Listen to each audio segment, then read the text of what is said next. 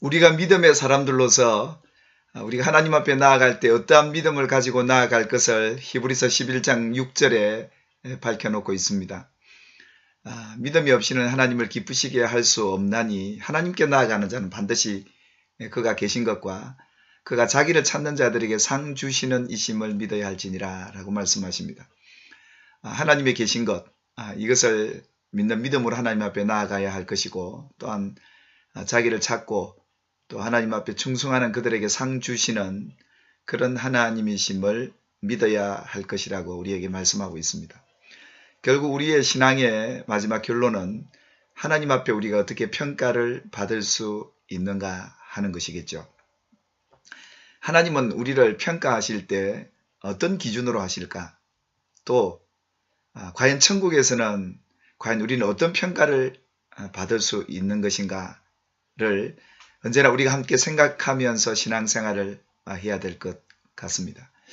오늘 저와 여러분이 함께 살펴볼 말씀이 마태복음 제11장 2절부터 11절 말씀까지 해서 그 말씀의 제목을 천국에서 가장 작은 자 세례 요한이라는 제목으로 하나님의 말씀을 나누고자 합니다.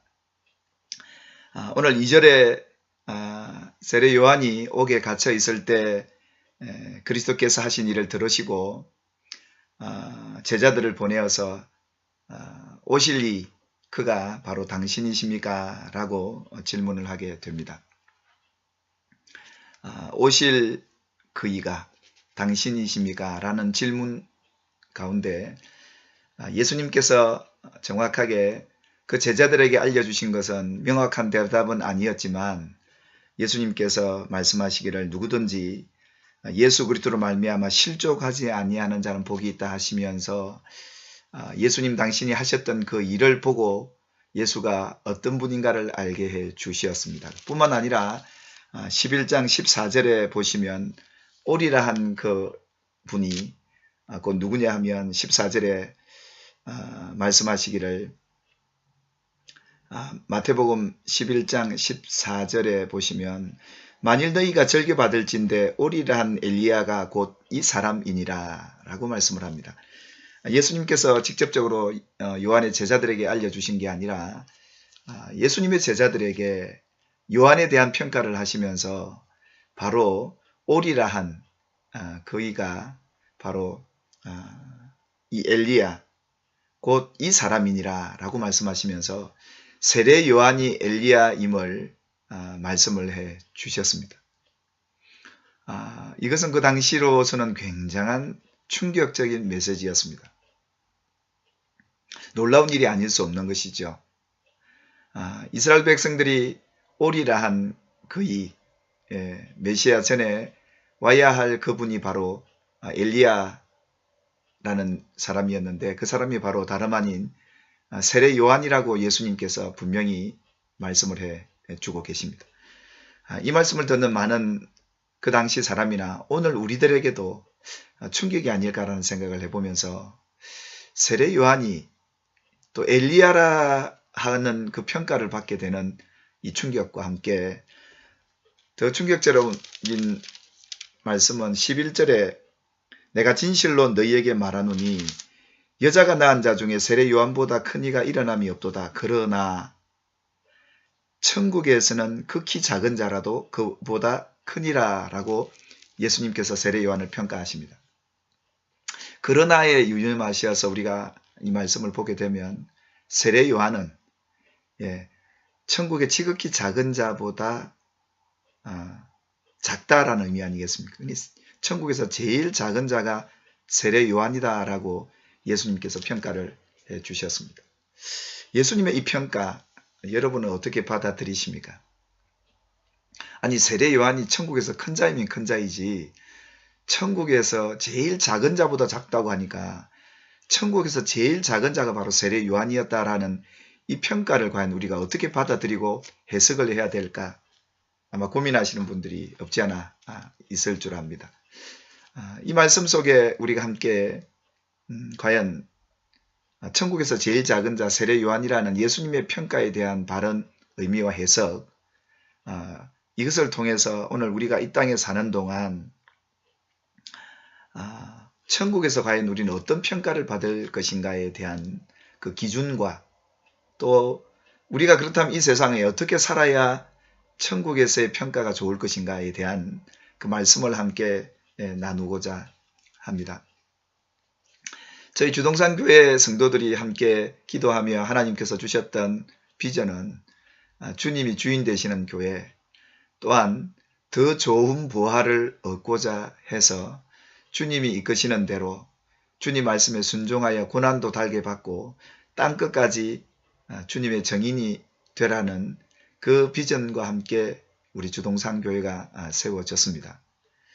어찌 보면 주님의 그 비전과 함께 저희 교회 성도들과 함께 달려가고자 했던 것은 주님이 기뻐하시는 뜻을 따라서 함께 주와 함께 고난도 받고 죽는 자리까지 같이 가자는 그런 취지 속에서 저희 교회가 시작이 되었습니다.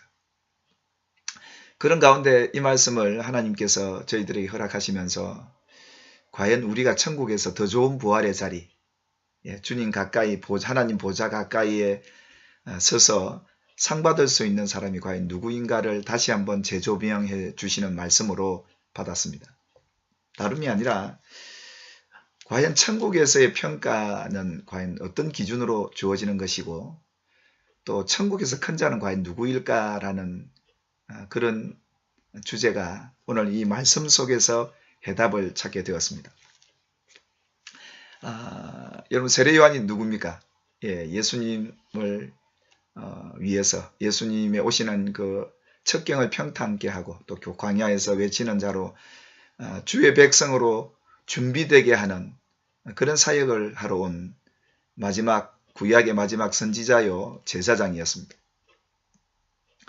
누가복음 1장 15절에도 보시면 천사가 이 세례 요한의 탄생을 두고 그는 주 앞에 큰 자라라고 그렇게 평가를 했습니다.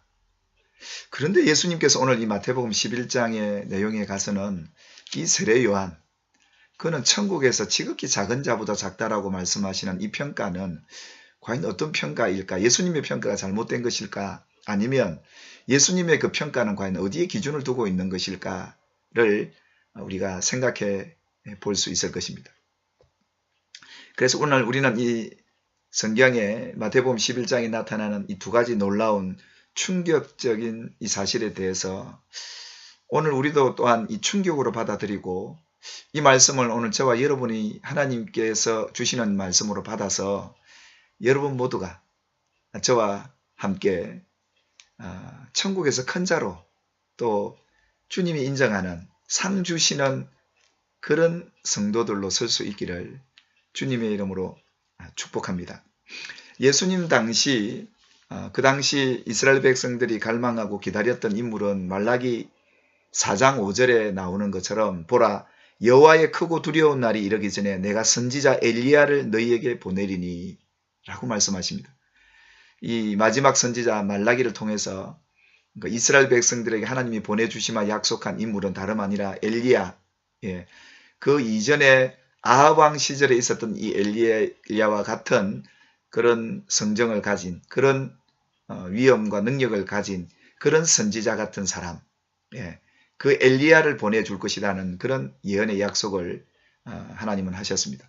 그래서 예수님 당시에도 로마의 그 폭정에 고통스럽고 소망이 보이지 않는 그 상황 속에 그들이 기대했던 오실 이는 예수님 앞서 올 엘리야였습니다. 이 엘리야가 오늘 예수님 누구냐? 세례 요한이었다라고 말씀을 하시고 또한 이 세례 요한 자신조차도 예수님을 향하여 오실 그분이 바로 당신이십니까? 라고 물었던 이 오실 이 또한 다름 아닌 엘리야 같은 선지자, 하나님이 이 백성들 폭정에서 고통받는 그들에게 승리를 주고 소망을 줄 수 있는 선지자, 그이가 엘리야라는 사실을 예수님께서 오늘 세례 요한이었다라고 답변을 해 주신 것이죠. 이른바 마태복음 11장 14절에 예수님이 정확하게 밝힌 이 세례 요한은 곧 엘리야였다라고 말씀을 하시는데, 마태복음 11장 7절에도 보면 이 세례 요한에 대한 질문에 그 마지막 예수님의 대답이 바로 그러했다는 것을 우리는 보게 되는데, 누가복음 1장 17절에도 보시면 그리스도라는 메시아가 올 터인데 그 메시아 바로 앞서 이 엘리야가 오리라 했던 그대로, 그대로 이미 와서 이 세례 요한이 그 사명을 감당하고 있었는데, 세례 요한 자체도 자신이 이 엘리야라는 자신의 다른 자신을 알지 못했다는 것을 우리는 성경을 통해서 충분히 이해할 수가 있습니다.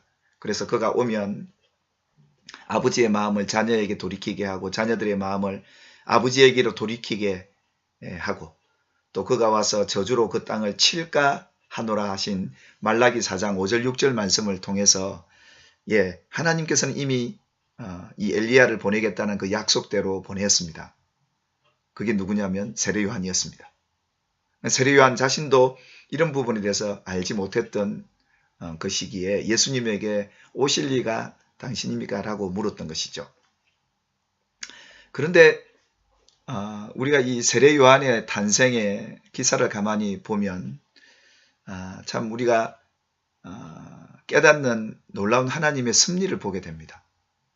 그게 뭐냐면 이 세례 요한이 태어날 때 그 아버지 사가랴라는 제사장이 천사를 통해 그 아들에 대한 정체와 이 아들이 와서 어떻게 할 것인가에 대한 예언을 그대로 풀어서 얘기를 해 주었습니다.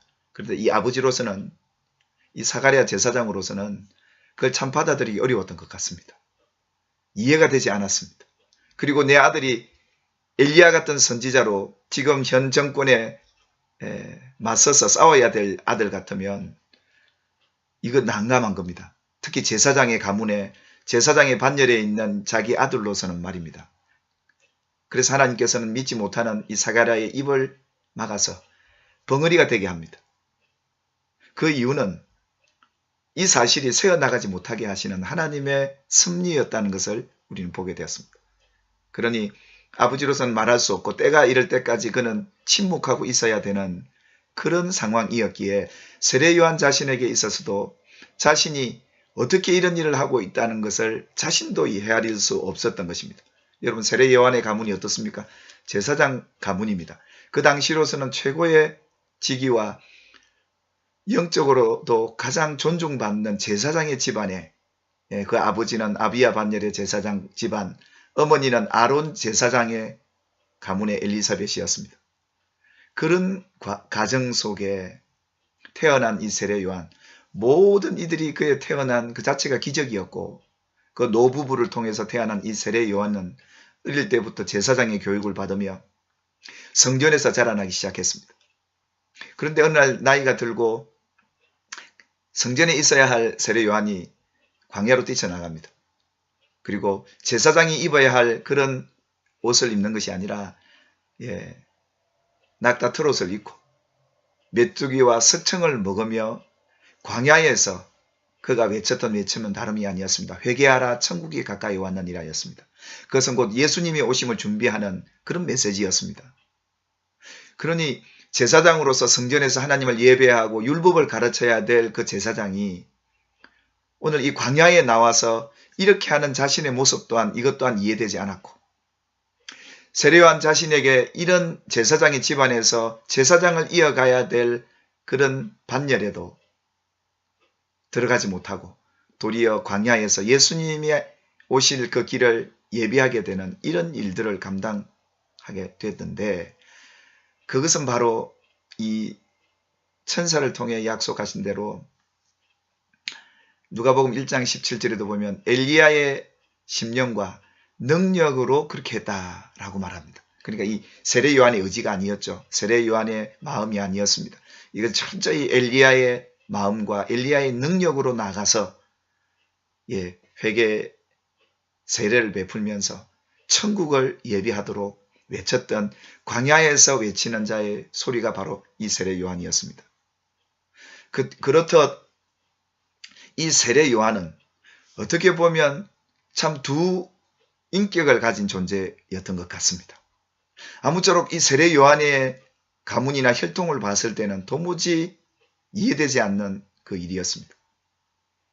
그러니 예수님께서 뒤에 부연 설명을 하면서 이 요한에 대해서 얘기를 할 때 이 세대를 무엇으로 비유할고, 아이들이 놀이터에서 노는데 피리를 불어도 춤추는 자가 없고 애곡해도 우는 자가 없도다. 그러면서 세례 요한이 금식하고 먹지 않고 있음에 미쳤다고, 귀신 들렸다고 세례 요한을 그렇게 비방하고 임의로 대하는 그런 일들이 있었다는 것을 성경이 우리에게 말씀을 해주고 있듯이, 세례 요한 그는 철저히 제사장으로서 율법을 가르치고 성전에 있어야 할 그가 엘리야의 마음과 능력에 이끌려서 그렇게 사역을 했던 것입니다.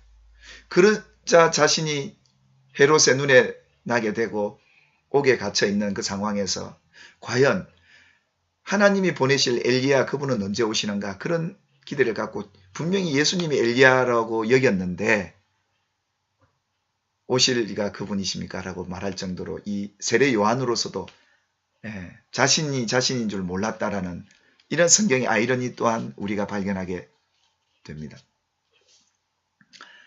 이 사실을 놓고 우리가 이 세례 요한의 평가는 참으로 어떻게 평가해야 될지 그것은 참 쉽지 않는 평가였습니다. 그런데 사람들은 이 세례 요한을 향해 여자가 낳은 자 중에 최고다, 선지자들 가운데 최고의 선지자로 칭송을 받게 되었습니다. 왜 아니겠습니까?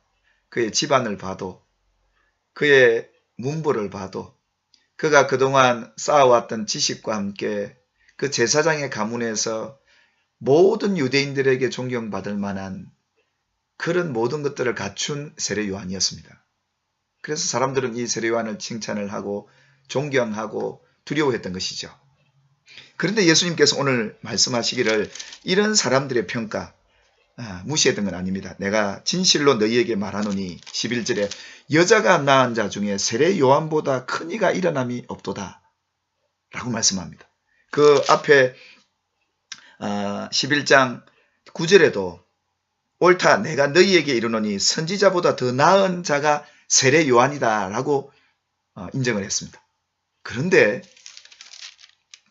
그러나 천국에서는 지극히 작은 자라도 그보다 크니라 라고 말씀하시면서 충격적인 평가를 이렇게 얘기를 하십니다.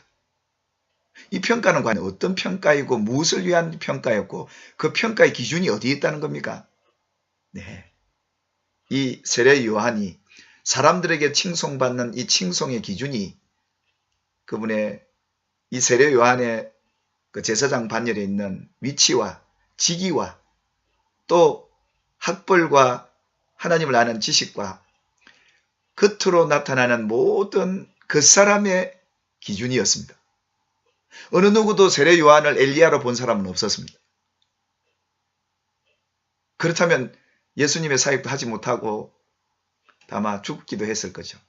그러니 이 세례 요한의 평가는 그 속에 역사하는 엘리야의 마음과 능력이 아니라 세례 요한 그의 그 사람에 대한 평가였고 기준이었습니다. 그래서 예수님은 사람들이 칭송하는 그 외적인 기준, 그의 태생과 그의 문벌과 그분의 직위에 대한 존중은 이렇게 되어질 수 있습니다. 그러나 주님의 평가는, 천국에서의 평가는 그 사람 가지고는 되지 않는 것이죠. 그 사람이 어떤 문벌을 가졌고 학위를 가졌고 직위를 가졌고 그 사람이 어떤 사람들에게 칭송을 받는 존재인가에 대한 것은 천국에서는 의미가 있지 않습니다. 평가의 기준에 들지 않습니다. 그렇다면요. 이 세례 요한이 예수님을 위해서 그 제사장 반열을 두고 광야에서 엘리야처럼 사역한 이것은 무엇이라는 겁니까? 이것은 엘리야가 세례 요한이 아니라 바로 엘리야에 대한 이야기입니다. 그 속에 역사하셨던 엘리야의 역사였습니다. 곧 그 내면에 그 영혼에 따라서 그 능력에 이끌려서 감당했던 그 모습이었습니다.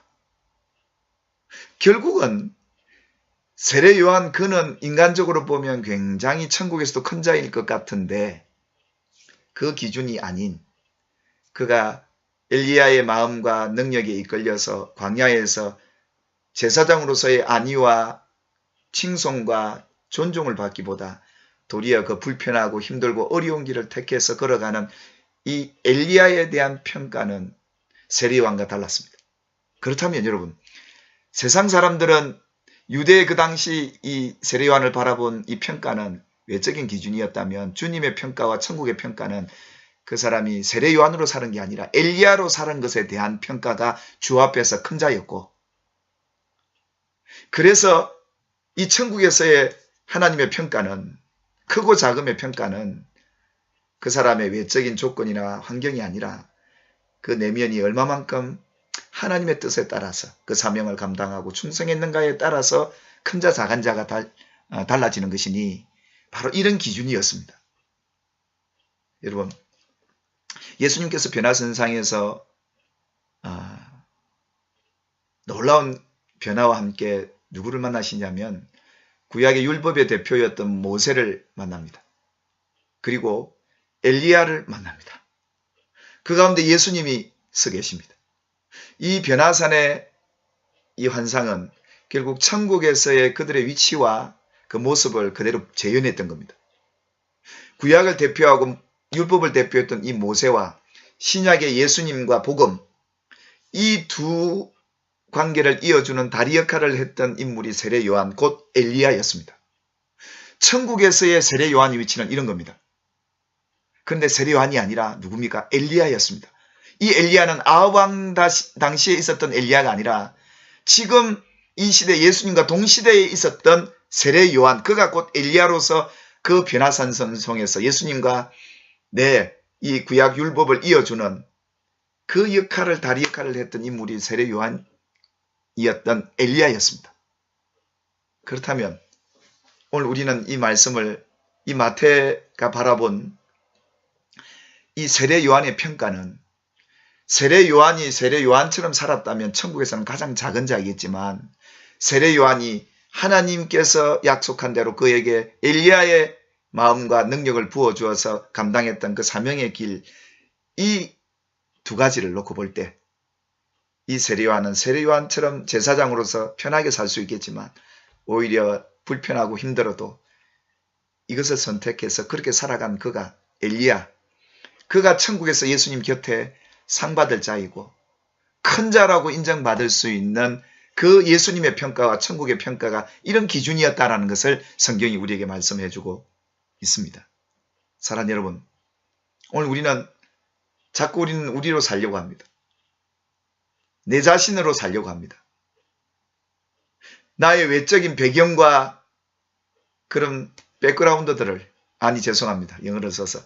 우리의 팩트, 우리의 어떻게 보면 출신, 어떻게 보면 외적으로 사람들이 인정하는 그런 조건을 따라 살려고 하는데 주님은 그걸 무효시킵니다. 그거 가지고는 천국에서는 결코 큰 자가 될 수도 없고 지극히 작은 자보다 작을 수밖에 없는 이 세례 요한으로 평가해 버리시고, 그러나 이 세례 요한으로 살았던 것이 아니라 엘리야로 살았던 그 삶을 하나님이 평가하시고 예수님 가장 가까이에서 하나님 보좌 우편에서 함께 예수님과 함께 회합을 할 수 있는 이런 영광스러운 자리에 설 수 있다는 이 평가를 마태 기자를 통해서 보여주셨던 겁니다.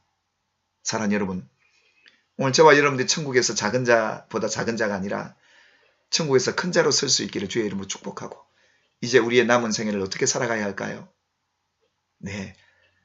우리의 외적인 배경, 그 사람으로 살 게 아니라 속 사람이 예수의 마음과 그 능력을 조차 우리의 편함과 안일함과 부유함을 벗어나 하나님의 뜻대로 살아가는 그 삶의 현장 속에 천국의 평가는 달라질 것이고, 비록 우리가 가난한 데 태어나고 참 어려운 환경 속에서 태어나 자랐지만 아무 배경도 없지만 하나님이 우리 배경이 되셔서 이제 그 하나님이 이끄시는 대로 살아가는 그런 인생이 된다면 천국에서는 크고 작음이 달라질 것이고, 비록 우리가 부하고 안락하고 평안한 자리에서 그런 가문에 태어났을지라도 자랑할 것이 없는 것은 그것이 우리의 천국에서의 평가의 기준이 되지 못한다는 것을 안다면 우리의 삶의 선택이 이 말씀 앞에 다시금